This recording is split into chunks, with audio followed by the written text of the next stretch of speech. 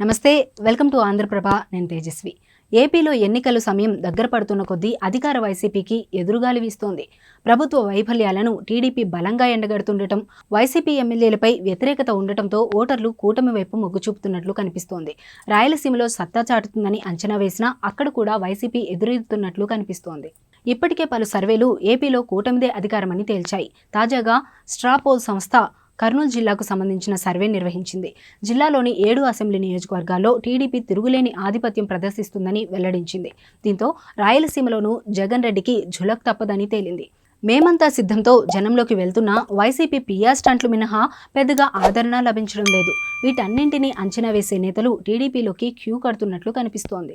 మరోవైపు సిట్టింగ్ ఎమ్మెల్యేలు, ఎంపీలు కూడా వైసీపీని వీడుతున్నారంటే ఆ పార్టీ మరోసారి అధికారంలోకి వచ్చే ఛాన్స్ లేదని గుర్తించే వలసలు షురూ చేశారన్న వాదనలు వినిపిస్తున్నాయి.